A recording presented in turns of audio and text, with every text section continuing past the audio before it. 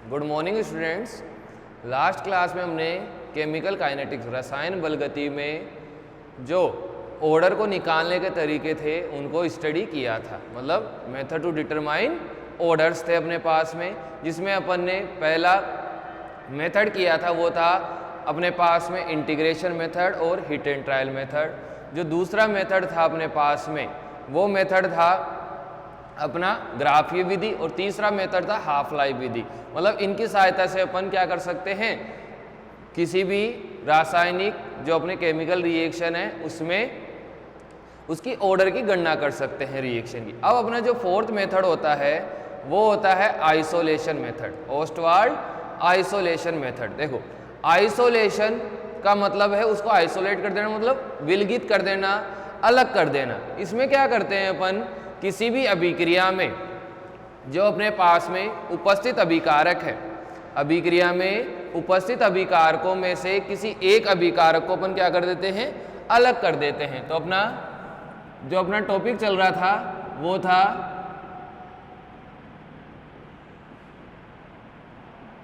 Method to determine order of reaction अपना BSc first chemistry paper 3rd। ठीक है, तो उसका अपना नेक्स्ट टॉपिक आएगा ओस्टवाल्ड का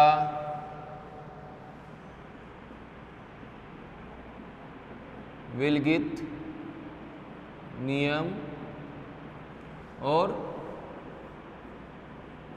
विलगित विधि। ओस्टवाल्ड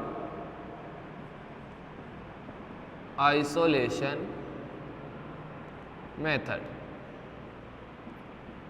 ठीक है, तो इस नियम में क्या करते हैं अपन, किसी एक अभिकारक को रिएक्शन मिक्सचर से विलगित कर देते हैं। वो कैसे करते हैं उसकी अपन मैकेनिज्म देखेंगे। देखो यह नियम किसके लिए उपयुक्त होता है, कॉम्प्लेक्स अभिक्रियाओं के लिए या जटिल अभिक्रियाओं के लिए ये विधि उपयुक्त होती है।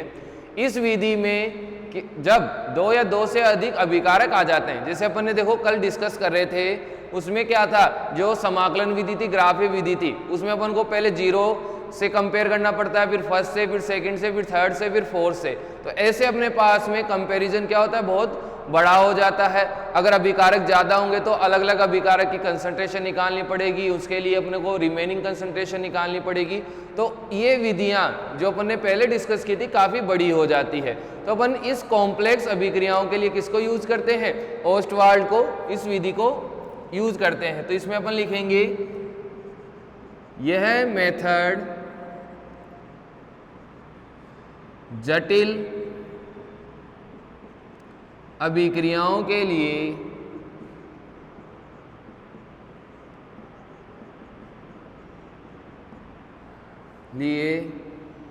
उपयोगी होता है।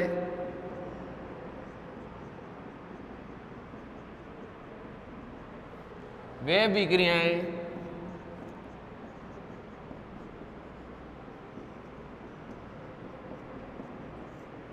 जिनमें 2 से अधिक अभिकारक उपस्थित होते हैं,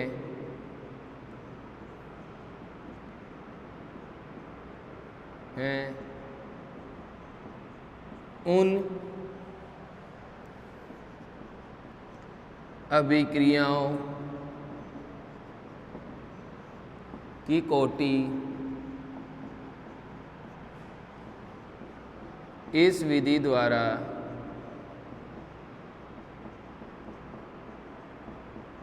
ज्ञात की जाती है। ठीक है, ये तो इसका जनरल इंट्रोडक्शन था कि इसमें क्या करते हैं, जटिल अभिक्रियाओं को यूज करते हैं इस विधि में। अब देखो अपने पास में इस मेथड में क्या करते हैं, मान लिया कि अपने पास में 3 अभिकारक है A, B और C। ये तीनों अभिकारक कोई उत्पाद P बना रहे हैं, मतलब ऐसे रिएक्शन हो रही है, A plus B plus C product बना रहे हैं। अब उनको इस अभिक्रिया के लिए अभिक्रिया कोटि की गणना करनी है। तो इस मेथड में अपन क्या करते हैं, सबसे पहले किसी एक अभिकारक की सांद्रता को फिक्स कर देते हैं। जैसे A की मैंने फिक्स कर दी, उसकी A की सांद्रता को मैंने फिक्स कर दिया, और B और C की सांद्रता को मैंने किस में ले लेता हूं, आधिक्य या एक्सेस में ले लिया। तो अब क्या होगा, जो अभिक्रिया का वेग है वो केवल A की सांद्रता पर निर्भर करेगा। जो अभिक्रिया का वेग है केवल A की सांद्रता पर निर्भर करेगा, वो B और C की सांद्रता पर निर्भर नहीं करेगा। तो अपने पास में A के संदर्भ में कोई कोटि x आ जाएगी। फिर इसमें क्या करेंगे, B को अब फिक्स कर देंगे और A और C की आधिक्य में ले लेंगे। तो अभिक्रिया वेग किस पर निर्भर करेगा, केवल B की सांद्रता पर निर्भर करेगा। इस प्रकार B की तरफ से अपने पास में A के लिए अभिक्रिया की कोटि आ गई x, B के लिए आ गई y। अब A और B को अपन क्या करेंगे, एक्सेस में लेंगे और C को किस में लेंगे, फिक्स अमाउंट में लेंगे। C को फिक्स अमाउंट में लेंगे और A और B को एक्सेस में ले लेंगे। तो इसके अकॉर्डिंग मान लो कोटि आ गई z। जैसे A के रेस्पेक्ट में जो अभिक्रिया वेग की निर्भरता होगी वो निकाल लेंगे, B के रेस्पेक्ट में जो अभिक्रिया वेग पर निर्भरता आएगी वो निकाल लेंगे, C के रेस्पेक्ट पर अभिक्रिया वेग की निर्भरता आएगी वो निकाल लेंगे। इनकी कोटि आई अपनी x, y और z, इनको एक्सेस में ले लेके। तो अब क्या होगा, जो कुल कोटि होगी अभिक्रिया की वो आएगी x plus Y plus Z. इस प्रकार से अपन क्या करते हैं, इस मेथड में वर्क करते हैं। मतलब जितने अभिकारक हैं उनमें से एक को छोड़कर सबको क्या ले लेते हैं, आधिक्य में ले लेते हैं। फिर उसके संदर्भ में कोटि निकाल लेते हैं। फिर दूसरे को आधिक्य में फिक्स करके बाकी जितने भी बचे हैं उनको आधिक्य में ले लेते हैं, फिर अभिक्रिया कोटि निकाल लेते हैं। तो इस प्रकार हर बार एक चीज को फिक्स करके उसके रेस्पेक्ट में अभिक्रिया कोटि निकालते हैं अबव मेथड से। लिखें तो इसके बाद अपन लिखेंगे, ये 3 पॉइंट के बाद अब लिखेंगे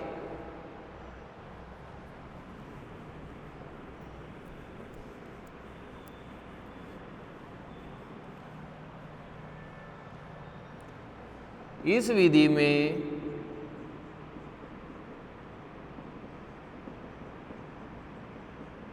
अभिक्रिया में उपस्थित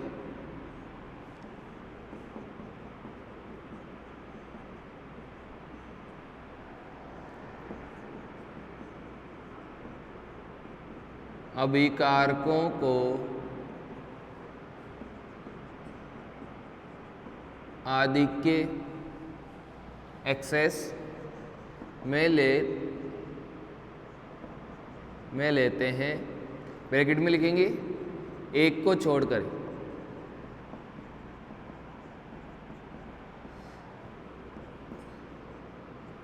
चूंकि अभिक्रिया वेग केवल फिक्स सांद्रता वाले अभिकारक पर निर्भर करेगा, अतः इस अभिकारक के संदर्भ में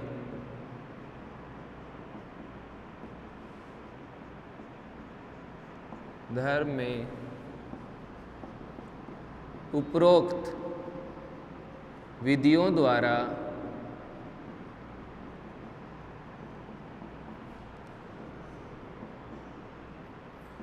अभिक्रिया की कोटि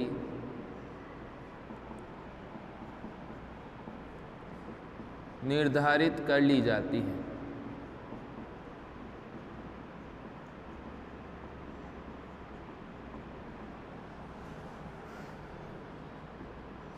इस विधि को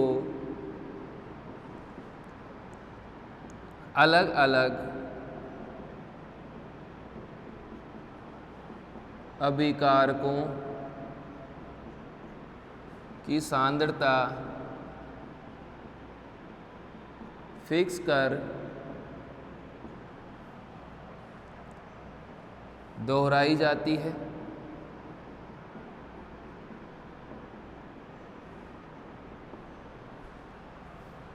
प्रत्येक अभिकारक के संदर्भ में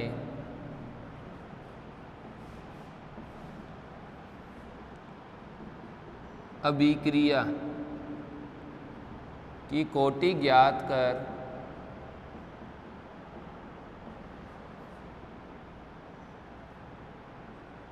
उनका योग कर दिया जाता है।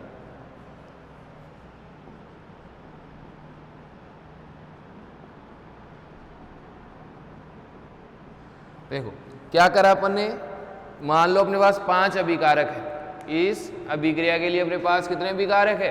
5 अभिकारक है। तो अपन क्या करेंगे, सबसे पहले एक को फिक्स करेंगे, 4 को आधिक्य में ले लेंगे। इससे क्या होगा, अपने पास में अभिक्रिया की कोटि है वो केवल पहले अभिकारक के संदर्भ में आएगी। उसका मान लिया x1 दे दिया उसको। फिर अपन ने दूसरे अभिकारक को फिक्स करेंगे सांद्रता को, और बाकी चारों को आधिक्य में ले लेंगे। तो फिर उससे अभिक्रिया कोटि अपनी x2 आएगी।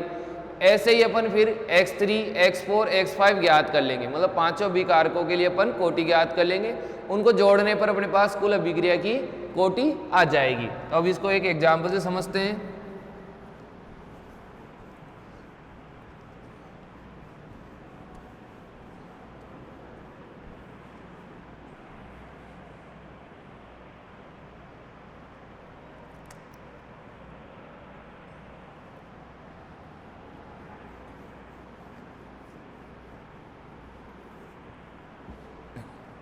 माना एक रासायनिक अभिक्रिया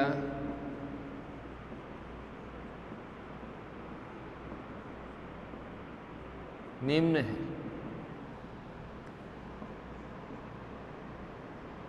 A + B + C = प्रोडक्ट। इस अभिक्रिया का वेग व्यंजक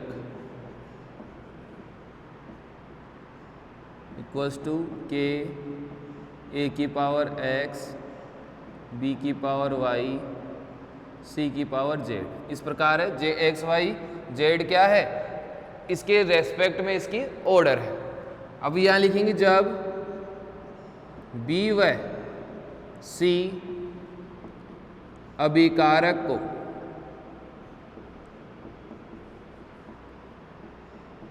आधिक्य में ले तो A के संदर्भ में कोटि x, जब A व C को आधिक्य में ले तो B के संदर्भ में कोटि y। इसी प्रकार C के संदर्भ में कोटि